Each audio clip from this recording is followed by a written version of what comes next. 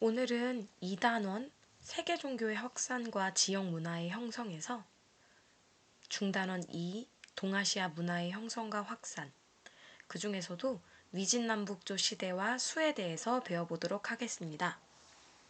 교과서는 56쪽부터 57쪽을 펴면 됩니다.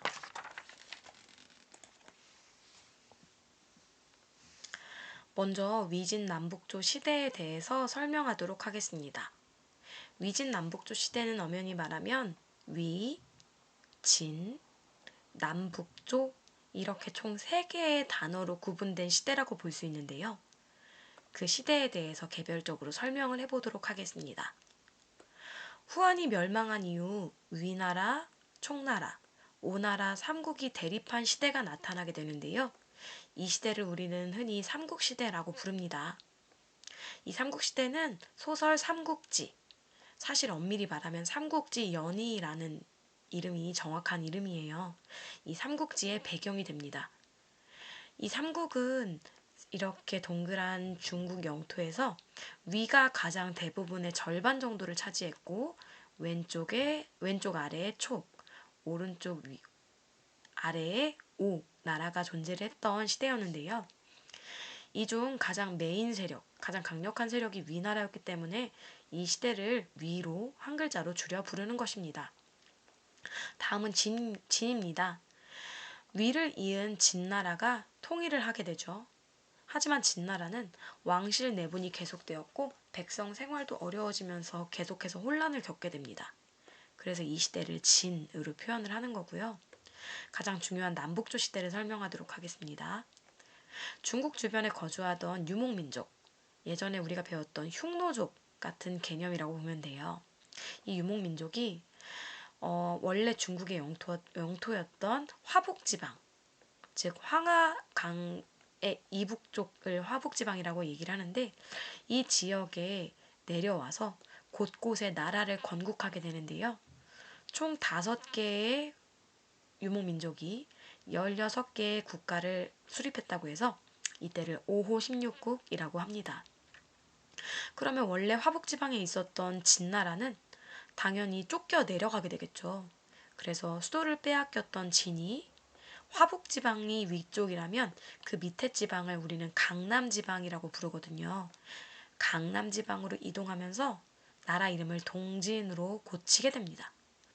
그래서 이렇게 화북지방에는 새로운 유목민족이, 그리고 강남지방에는 원래 화북지방에 살고 있었던 중국 민족이 위아래로 남과 북으로 대립했던 시대를 우리는 남북조 시대라고 하고요. 창장강이라는 중국의 큰 강을 경계로 남쪽에 있는 동진과 북쪽에 있는 유목민족 왕조가 대립한 시기를 우리는 바로 남북조 시대라고 부르는 것입니다. 따라서 이 시기를 위, 진, 남북조 시대라고 부르는 것입니다. 그러면 남북조 시대의 모습을 좀 보도록 할게요. 이렇게 여기 보이는 강이 바로 창장강이고요. 창장강 위쪽에 있는 이 지방, 원래 중국 민족들이 다스렸던 지방이 바로 화북지방입니다. 그리고 이 아래에 있는 지방이 강남지방인데요. 화북지방은 유목민족이 다스리고 강남지방은 원래 중국에 살고 있었던 중국 민족들이 다스리는 시대를 남북조 시대라고 한댔죠. 그 중에서 북쪽 지방에 가장 번성했던 왕조는 바로 북위라는 왕조였습니다. 북위는 여러 민족 중 선비족이라는 유목민족이 세웠던 국가였어요. 여기에 많은 유목민족의 국가들이 있었지만 5세기 초 선비족이 세운 북위라는 나라가 이 화북지방을 통일하게 됩니다. 화북지방을 통일하면서 북위의 효문제라는 황제는 한화정책이라는 제도를 추진하게 되는데요. 원래 위쪽에 있었던 수도를 아래쪽으로 옮기고, 그리고 이들의 민족들이 선비족이었는데 여기 대부분 살고 있는 사람들은 중국에 원래 살고 있었던 한족이죠. 그래서 유목민족인 선비족과 중국에 원래 살고 있는 한족의 결혼을 장려하게 됩니다. 또한 선비족이 이 밑으로 내려와서 중국을 차지한 만큼 선비족 고유의 풍습이나 언어를 금지하고 한족이 원래 갖고 있었던 여러 가지 풍습들을 따라하는 그 방향으로 정책을 추진하게 되는데요. 또한 그뿐만이 아니라 불교를 보호해서 대규모 석굴을 조성하기도 합니다. 이렇게 인위적으로 부처님을 돌에 새겨서 이렇게 거대한 석굴을 만들게 돼요. 이런 북이 효문제가 추진한 정책을 우리는 한화정책이라고 부릅니다. 즉, 위에서 내려왔던 선비족이 중국을 차지하는 과정에서 중국을 더욱더 효율적으로 통치할 수 있도록 선비족의 습관이나 풍습을 버리고 원래 중국에 살고 있었던 한족처럼 변화하겠다라는 의지를 보이는 정책이 한화정책인데요. 문제는 이 한화정책을 지나치게 추진하면 선비족의 본래의 특성을 잃게 되기 때문에 나라가 오래 갈 수는 없게 된다라는 문제점이 있어요.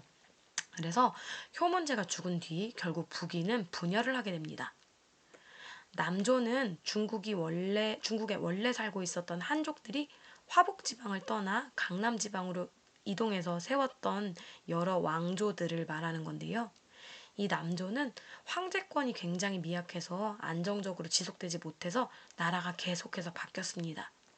하지만 서예, 회화 등 귀족 문화가 굉장히 발전했고 창장강 유역 중심으로 농업이 크게 발전했습니다. 이 지역은 북쪽 지방, 중국의 원래 지방이었던 화북 지방보다 훨씬 따뜻했기 때문에 농사가 잘 된다라는 장점이 있었습니다. 그래서 이 위진남북조의 변천을 잘 볼 필요가 있어요. 후한이 멸망한 다음 위, 촉, 오, 삼국이 만들어졌다고 얘기했었죠. 그렇지만 진으로 통일이 됐는데 이 진은 오랫동안 가지 못했다고 얘기했습니다. 진나라가 위쪽에서 내려왔던 그 유목민족들에게 많이 어려움을 겪으면서 결국 남쪽으로 내려가 동진이라는 국가를 구성하게 되고 원래 그 진나라가 위치해 있었던 화북지방이 빈 상태가 되면서 이 지역의 5개의 외부 유목민족이 16개의 국가를 세우는 5호 16국 시대가 잠시 나타나게 됩니다. 이 5호 16국 시대를 통일한 게 바로 북위, 선비족이 만든 북이라는 나라였고 동지는 그 이후에 송나라, 제나라, 양나라, 진나라 이런 식으로 왕조가 계속해서 바뀌게 됩니다. 북위는 홀문제가 죽은 뒤 분열이 됐다고 얘기했죠. 서위와 동위로 갈라지게 되고 서위가 북주가 되고 동위가 북제가 되면서 굉장히 혼란한 시대를 겪게 되지만 결국 수나라가 이런 위진남북조 시대를 통일하게 되는 것입니다. 수나라에 대해서는 다음 시간에 배울 거예요.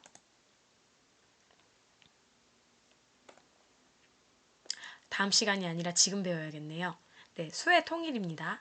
수나라는 6세기 말에 남북조 시대를 통일한 왕조입니다. 하지만 수나라는 예전에 우리가 춘추전국 시대를 통일했던 진나라랑 굉장히 유사하다고 볼 수 있습니다. 혼란했던 시대를 통일했지만 오랫동안 지속되지는 못했다라는 공통점이 있어요. 하지만 수나라는 굉장히 다양한 개혁을 추진했었습니다. 먼저 중앙집권 체제를 강화하기 위해서 3개의 성과 6개의 부로 나누는 국가 체제를 만들어내게 되는데 그것을 우리는 삼성육부제라고 하고요. 이 삼성육부제는 먼 훗날 신라, 고려에까지 영향을 주게 됩니다. 그리고 능력에 따라 인재를 등용하기 위해서 과거제도라는 시험제도를 실시합니다. 또한 조세제도, 조세제도는 세금을 거두는 제도예요. 그리고 토지제도, 백성들에게 토지를 나눠주는 제도를 말합니다. 이런 조세제도와 토지제도를 정비해서 국가 재정을 키우고 토지와 조세를 걷어서 그 돈으로 군사를 만들어 썼기 때문에 군사력도 확충할 수 있었습니다. 또한 중국은 동서로, 가로로 흐르는 강은 여러 개가 있는데 세로로 흐르는 강은 없다라는 문제점이 있었습니다. 즉, 동서로는 교류가 가능한데 남북으로는 교류가 안 된다라는 문제점을 보완하기 위해서 수나라는 대운하라는 인공적인 물길을 뚫게 되는데요. 이는 위진남북조 시대 때부터 아랫지방, 즉 강남지방이 농사가 굉장히 잘 되면서 이 지방에서 만들어진 풍족한 곡식을 위쪽 지방에 공급하기 위해서 만든 것입니다. 대운하는 오늘날에도 중국에서 매우 잘 쓰이고 있지만 이때까지만 해도 인위적으로 물기를 파내는 것이었기 때문에 굉장한 인력과 굉장한 돈이 필요했다라는 문제점이 있었습니다.